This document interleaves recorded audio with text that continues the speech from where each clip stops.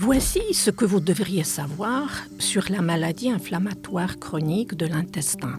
La maladie inflammatoire chronique de l'intestin, ou la MICI, est une condition chronique déclenchée par l'inflammation des intestins. Elle est souvent confondue avec le syndrome du côlon irritable, SI, mais ces deux maladies sont très différentes. Généralement parlant, on distingue deux types des MICI, la maladie de Crohn et la colite ulcéreuse. Les descriptions traditionnelles définissent la colite ulcéreuse comme une inflammation de la seule paroi interne du côlon, tandis que la maladie de Crohn peut entraîner une inflammation de la paroi intestinale dans toute son épaisseur et à n'importe quel segment du tube digestif entre la bouche et l'anus. Il n'existe pas de remède connu pour les MICI, en partie parce que leur cause demeure incertaine. Plusieurs hypothèses ont toutefois été avancées.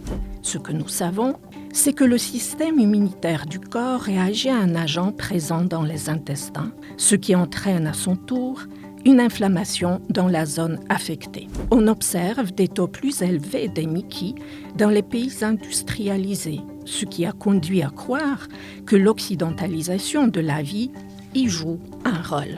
En 2021, des chercheurs et des chercheuses de l'université McMaster ont publié un article dans le British Medical Journal dans lequel ils concluent que le développement des MICI est relié à une consommation élevée d'aliments ultra transformés. Plus précisément, on a constaté que les personnes consommant 5 portions ou plus d'aliments ultra transformés par jour étaient presque 5 fois plus susceptibles de développer la maladie de Crohn que les personnes qui en consommaient moins d'une portion par jour.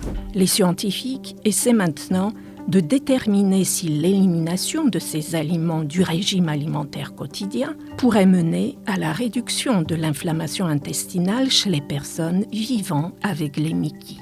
Les chercheuses et les chercheurs ont bon espoir de formuler davantage de réponses à ce sujet dans les quelques années à venir.